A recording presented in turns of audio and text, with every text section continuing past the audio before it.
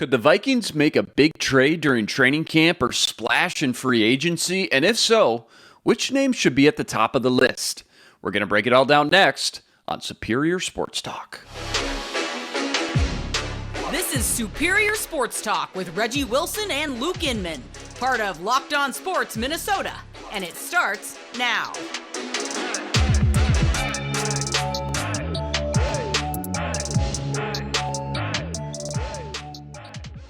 Back in the lab, Reggie and Luke back at it with another episode. Superior Sports Talk presented by Locked On Sports Minnesota. Back to the pen today after that flawless outing yesterday. No, I'm not talking about the Twins' new relievers. I'm talking about the one and only Sam Ekstrom, co-host of the Ron Johnson Show, filling in for Reggie again today. Happy Thursday, Sammy. We're almost there. And now I hope I can be as flawless today as the Twins' pen was yesterday. That was an inspiring performance off the trade deadline. Lopez, how many pitches that you blinked and the ninth inning was over yesterday? That was incredible. Not even two handfuls. Yeah, big show lined up today because we're talking about who the Vikings could target in free agency and a possible trade market. Plus, the Twins win yesterday thanks to the help of their new pitching staff. It's all coming up on Superior Sports Talk. Remember, follow along on the Locked On Minnesota YouTube channel. Hit the subscribe button there. And on Twitter, smash that follow button at Locked On MIN. All right. To football we go. 40 days until week one of the NFL season kicks off. That means we're a handful of practices into Viking training camp. And the talk of camp the past 2 days has been, of course, Irv Smith Jr., the one guy who can't get hurt going down with a finger injury. Hey, at least it wasn't the knee again. Got to find some positives here, Sam.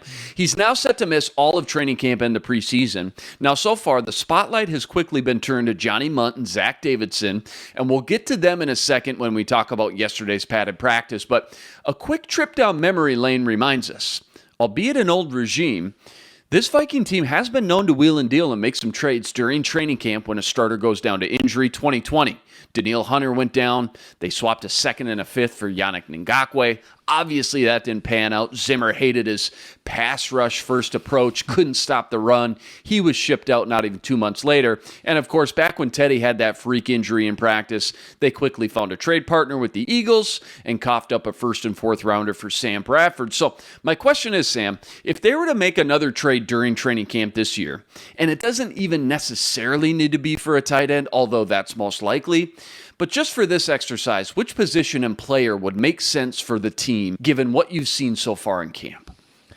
Yeah, it's funny to look back when you think about it because it was Corey Vedvik, the punter, got traded for during training camp. I think a fifth-round pick. Chris Herndon. Brett Jones was a trade target for this team. So clearly the last regime was not shy about paying and sometimes overpaying for talent right before the season. Don't know how Kwesi will feel about that, but I think tight end is most certainly the number one position you would consider. Now, Kevin O'Connell spoke yesterday, and he said, for now, we're sticking with who we have. They're going to see what Johnny Mundt can do, what Zach Davidson can do, and I would assume get a better feel for how Irv Smith's recovery is going. If it looks like he is really on track to play week one, maybe they don't feel the need to go overspend to get somebody, like a Chris Herndon who doesn't work out at all. That wouldn't be great. But if you had to target a tight end to go get, who you looking for? Maybe you, cozy on up to your old pal Kevin Stefanski and say, hey, are you using this Harrison Bryant guy, this former third-round pick in his third season, who's got 45 catches in his first 2 years in his career? I'm not sure Cleveland would want to part with him. He has shown glimpses of doing some nice things with the Browns.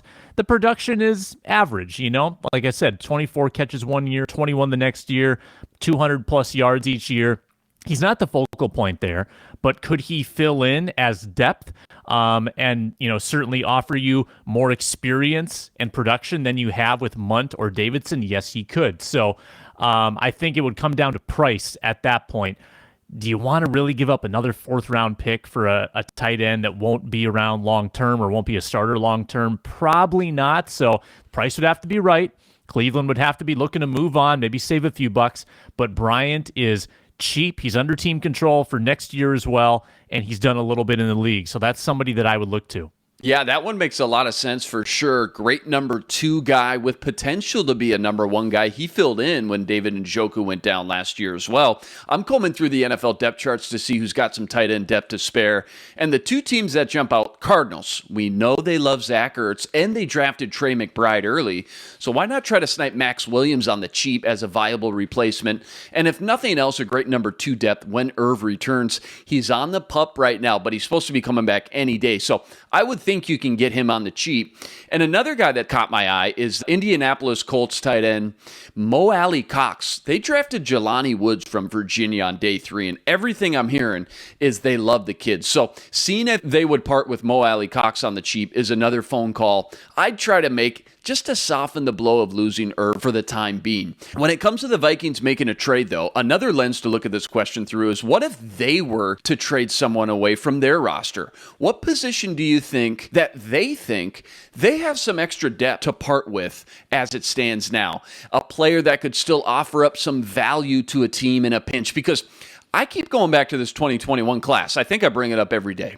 And 4 third-round picks, I got to imagine after just 1 year, the entire league can't view all 4 of those early picks as busts already. Can you take a guy like Patrick Jones or Chaz Surratt and move either one of them for a 5th-round pick? Plenty of bodies at edge and linebacker right now on the 2nd and 3rd teams. I think they could part ways with one of those guys and still feel confident in your depth. Wyatt Davis, another one. Hey, if you're not going to use him, see what you can get. It's only been 1 year, and no one even has seen him out on the actual playing field. We've got practice to glean from, Sam, but 31 other teams have no film to confirm that. So, yeah, he might just be actually bad, but what do you think? Is there a player or two that you would feel okay with them parting ways from what you've seen at camp and maybe getting some draft compensation back for Kwesi next year? Yeah, that's an interesting question because, a lot of times these camp trades happen when one team is desperate. If they don't have a spot or a starting spot that they really need to fill, or maybe somebody gets hurt,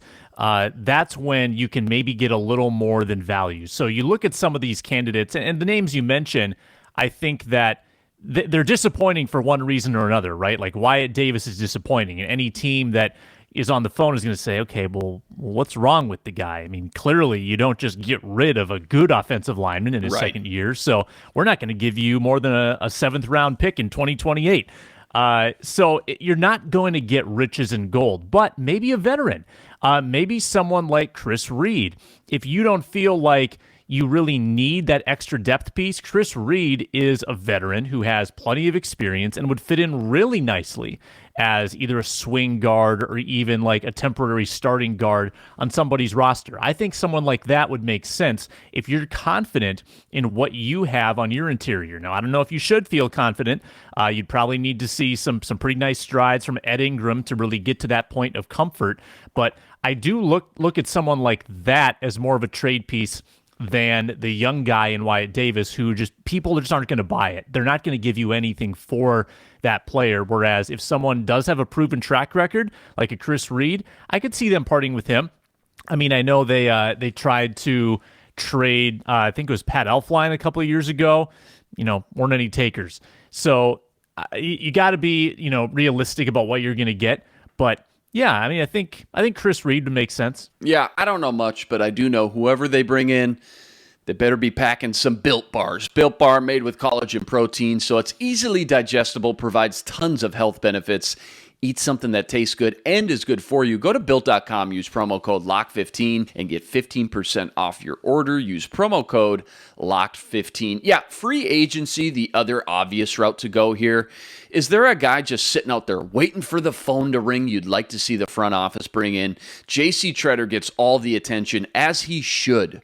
Arguably the top free agent in the entire pool outside of maybe OBJ, and it just happens to fill your biggest weakness. But when I come to tight end free agents, you've got Eric Ebron, Michael Pruitt, former Viking, Jared Cook, Jimmy Graham. Not exactly any star-studded talent there, but who's your top free agent? If I told you the Vikes went out and signed someone today, which name are you hoping it would be? Yeah, there's some big names out here, man. I mean, you got some veterans that have been Pro Bowlers in this league that are just sitting, waiting for a phone call, waiting for somebody to get hurt. You've got a lot of former Vikings, Sheldon Richardson, Linval Joseph, Xavier Rhodes. But I'm, of course, looking to that center position. I'm looking to J.C. Tretter. I mean, it's clear to me that J.C. Tretter is just waiting for the perfect opportunity because no doubt he's had suitors and has not pulled the trigger yet. This guy is way too good to be sitting on the market. I mean, it's crazy how long he's been there, to be honest with you. The Vikings should use their remaining cap space and go get the guy.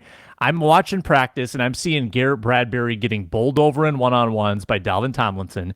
I'm seeing Chris Reed unable to execute a shotgun snap to Kellen Mond. Center position's not great right now, and I just tanked Chris Reed's trade value, by the way. Don't let any other teams get this. But J.C. Tretter, instant upgrade. There's absolutely no reason why you shouldn't try to make that work. And every day that goes by, I would think that Tretter gets more and more antsy to find a home, and that price probably is inching down a little bit. So keep working the phones, Kwesi. Don't let a good player who legitimately helps your offensive line just go by the wayside. Yeah, Tretter makes sense for so many reasons. You're right. Turning a weakness into a strength. Oh, would be so nice. I'm still on the Ndamukong Suh train. Sounds like Armon Watts has flashed a little bit, but getting a third defensive lineman with that kind of size and power that can play all three positions would offer so much versatility in what they could do schematically with Ed Donatel. And to have Watts then as your fourth guy in the rotation, all of a sudden that's a lot more imposing just on paper for sure. If that's too big of a name, maybe too much money, or they don't like the background, the baggage he comes with, how about just dropping a tier in that second tier? How about Linval Joseph, bringing him back home? I think that would be another guy. But adding one more piece, whether it's a starter or just depth on this defensive line, is certainly a priority when I look at this depth chart as it is. Last one real quick, full padded practice yesterday. No Irv, Dalvin limited, Jesse Davis, your starter at right guard, Chris Reed, the backup center.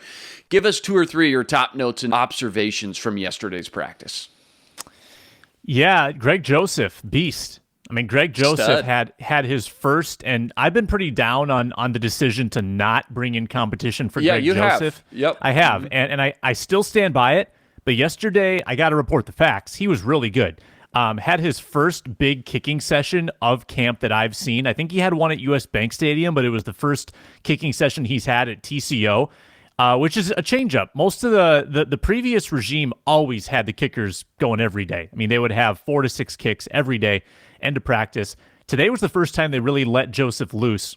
I think he had 8 kicks, crushed them all. He was kicking beyond 50 and making it by a long shot. I stood right below the goalpost, saw it coming right down the middle, flying over the crossbar. Really encouraging session from Greg Joseph. Another day where, a little discouraged with Kellen Mond. I know we'll probably get into that a little bit in our Minnesota football party show, dropping today being Thursday. But Kellen Mond, struggling to handle the snaps, couple picks, not getting to his first reads, just not loving that backup quarterback situation. And they were trying to get him snaps with the twos, Luke, and it's just not going very well. But you know who I like, who's catching my eye just a little bit, Luke Inman? Ty Chandler. I think Ty Chandler, 5th-round pick, rookie, he's got some flash to him.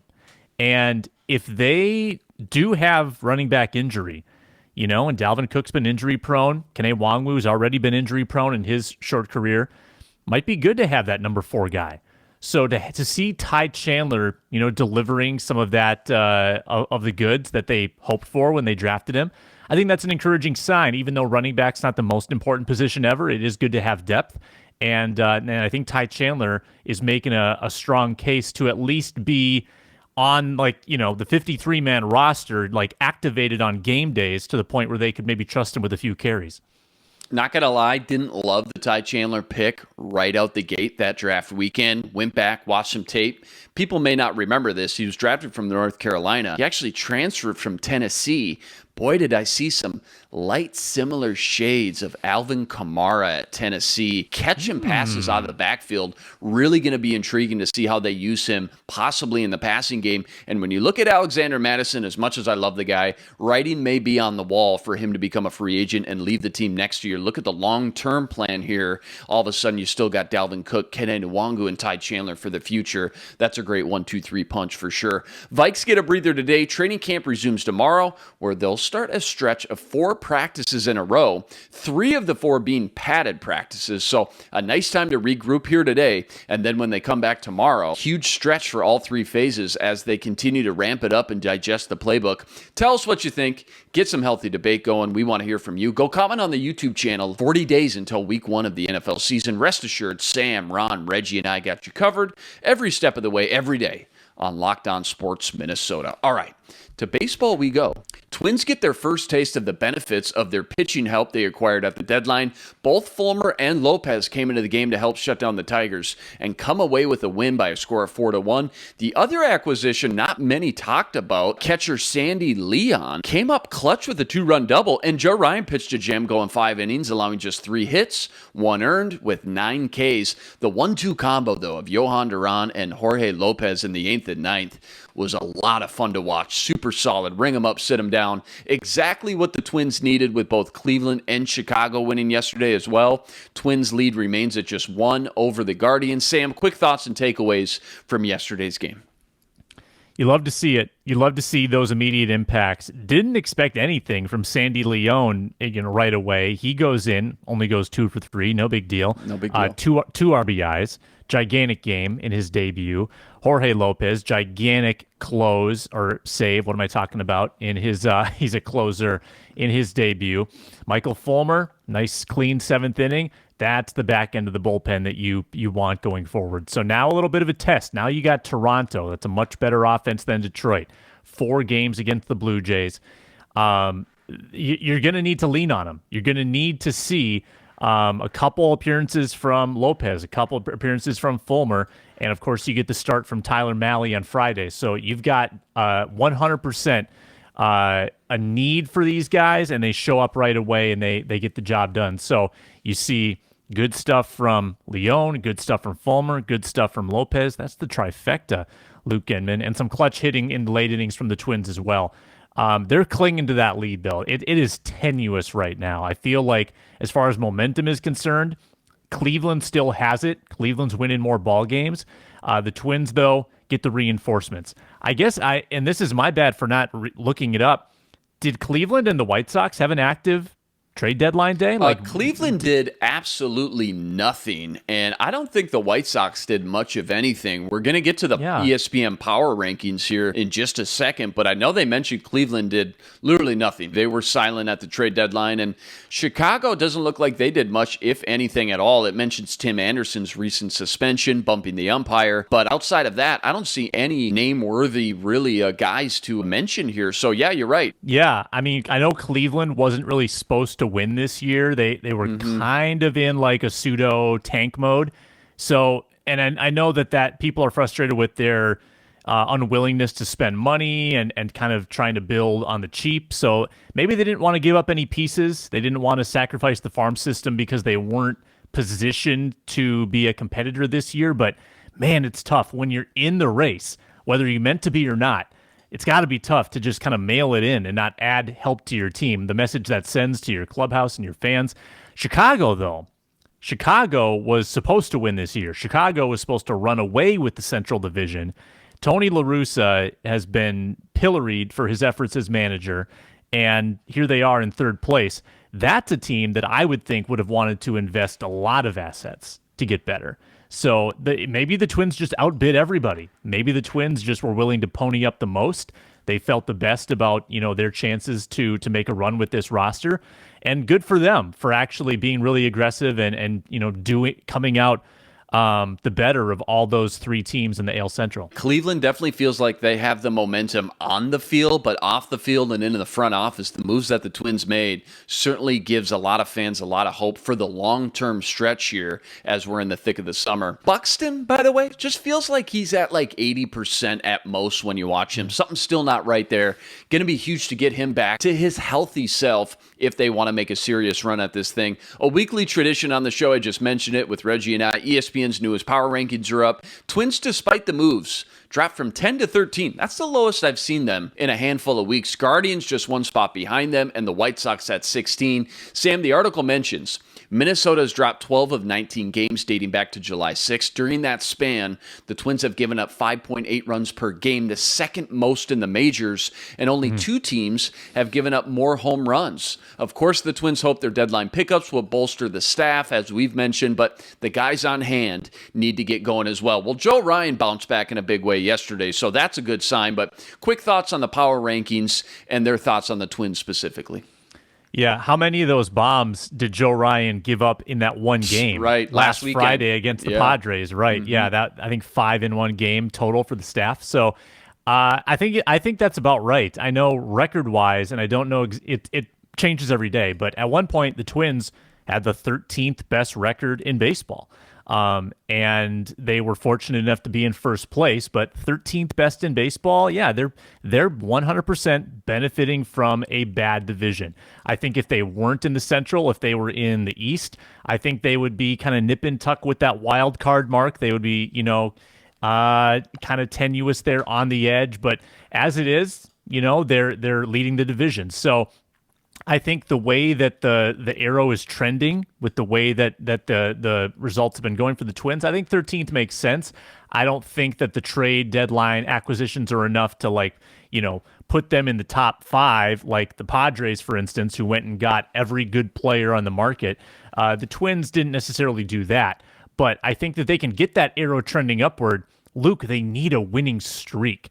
They can't just have, a win here, loss, win, loss, seesaw, like they've had of late. They got to string some together like they did back in May, and they've got a tough schedule. It's going to be hard to do. So they're going to need to beat teams that are better than them, and not only beat them, but win series against those teams if they want to stay afloat in this division, because their schedule in August is probably the toughest of the 3 teams, the White Sox, the Guardians, and the Twins. Yeah, they started out hot, but you're right. The last 2 months, just no identity and no momentum at all. No feel. You're right. They win a couple, they lose a couple. They win big, they lose big. No identity exactly before this deadline. Now we know they're kind of pushing some chips all in to try to go win this division, but just couldn't really get a feel. Is it like, all right, is Carlos Correa really going to leave after 1 year? All right, so what are we going to do this year? Are we going to trade him before the trade deadline? Nobody had any idea exactly what this identity was of this Twins team. You mentioned the tough schedule. 4-game homestand, at least it's at home in the backyard at Target Field, starts today against the Blue Jays. Sonny Gray on the mound there. First pitch, 6:40 p.m. Last quick blurb about the power rankings. The Dodgers finally leaped, snuck past the Yankees for first place. Yankees dropped to number 2 after going 13-13 in the month of July. Surprising if you don't keep up with the scores every single day to realize that the Yankees have been just a 500 team this month. Something to keep an eye on for sure. All right. The time has come. My favorite segments here. I'm putting Sam on the hot seat, covering all the latest hot topics with What Does It Mean? First up, Timberwolves stud Anthony Edwards was recently quoted saying, "After this year, I think I'll be in the best player conversation." What does it mean when it comes to Ant's ceiling, his potential in the NBA both next season and in his career as one of the best superstars in the league? We know he's a freak, he's young, he's just tapping into this talent, but how realistic is it we start to mention him in the same group as Jokic, Embiid, Greek Freak, Luka, KD, Curry? I mean, that's like top of the mountain. I mean, it doesn't get any better when it comes to just pure talent in the NBA. Can he get there with just one more season under his belt? Yeah, I feel like the NBA is a little different than other leagues. Like, I look at NFL, Justin Jefferson, for instance, Jamar Chase. Those guys are first and second year players, now second and third year players. They're already in that conversation for best receivers in the league. NHL, like a lot of your stars are the youngest guys. MLB, a lot of your stars are the younger guys. And I think people are willing to sort of embrace those younger players and put them at the top of the pedestal. I feel like NBA, there's just so many legacy players. There's so many players that are 10 years in who have done this for a decade that you can't just unseat those guys. I mean, Jokic, Curry, Antetokounmpo, LeBron obviously is, like the greatest of all time, but there's so many good guards in this league. I mean, Anthony Edwards is amazing. I love Anthony Edwards. I think he's going to be incredible, but, I look at Donovan Mitchell. I look at Jamal Murray just within the division. those guys aren't that different from Anthony Edwards either. Now, in terms of ceiling, like the question is not if Anthony Edwards stays who he is, he's a great player. The question is whether he can take another step and then another step to get to that legendary status. So we don't know that yet. We don't know if there's another level to his game. I think a lot of people assume there is. They hope there is. And he clearly is putting himself there too. He believes that he's going to get there. And he will have to get better. So that's going to mean driving to the basket more aggressively, finishing better, shooting even better. There are more levels to which he can go. Because I think right now, I think he is sort of in that, preparing to break through, but I still kind of see him the same way I see other good guards in this league. I don't see him as transcendent yet. I think that there's still a lot of room for him to get better. And on a roster like the Wolves have, he's going to be in great position to do that. But I got to see it first. Yeah, the other guy that's getting a little love here, I don't know if you saw this. Yesterday, Seattle legend Jamal Crawford said about Jaden McDaniels, once his offense is unlocked, you're looking at somebody who's so fluid, 6'9", can handle the ball, make plays, very smooth. He doesn't get talked about a ton. T-Wolves didn't want to trade him away for obvious reasons in that Rudy Gobert trade, but what's the potential to just like a surface NBA fan like myself? Because I'm starting to hear a lot of buzz and love about Jaden McDaniels. How good can this guy be? What are the expectations for you going into this season? Yeah, I think McDaniels is pretty well positioned as like a fourth or fifth option on a team, which I think it probably fits him right now. He came into his own in the playoffs, Luke. I went a lot of the year saying, I love McDaniels' length and I like his defensive prowess, but I don't love a guy who's not offensively gifted being on the floor that much. Well, he kind of proved me wrong in the postseason. He was a clutch shot maker. He started shooting a little bit from distance.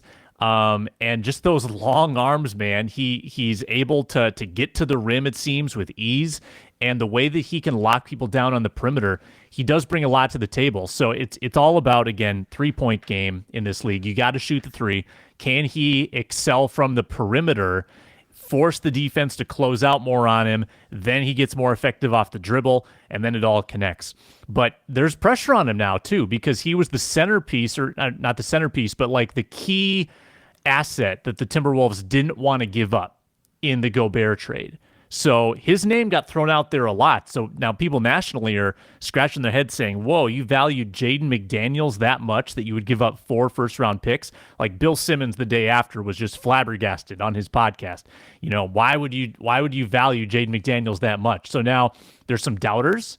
There's some people that are intrigued about Jaden McDaniels. I'm intrigued about Jaden McDaniels, what step he's going to take. Unfortunately, Luke, if he takes the step, you know what's going to happen. They're paying Gobert, paying Ant, they're paying Cat. There's not going to be room for Jaden McDaniels. There's no money left if he becomes a stud. Yeah. So I mean, you're faced with that problem now going forward. That if someone does emerge on this roster in the next few years, probably can't pay them what they're worth. So you're gonna lose some guys by committing so much to the 2 that you have now, and eventually the 3rd in Anthony Edwards. Yeah, Summer League just ended, I believe. NBA season will be coming up before we know it. NFL's just over a month away. NHL season will be starting. Summer's over, Sam. It's over. Forget about it. It was a good run. State Fair coming up. State Fair coming up. It's over. These mornings are already a little crispy when I walk outside. It's starting to get a little crispy, a little dewy out there, Sam. You're right. All right, that's a wrap today. Back here tomorrow, breaking down more Twins, Vikes, plenty more. Remember to like, rate, review, and subscribe to the YouTube channel. Join us every day for another episode covering all the biggest topics in Minnesota sports. He's Sam Ekstrom. Follow him on Twitter, @Sam Ekstrom. I'm Luke Inman on Twitter, @Luke_Spinman. Tune in tomorrow to Superior Sports Talk, part of Locked On Sports Minnesota. For Sam, I'm Luke. Until tomorrow, signing out. This is Superior Sports Talk with Reggie Wilson and Luke Inman, part of Locked On Sports Minnesota.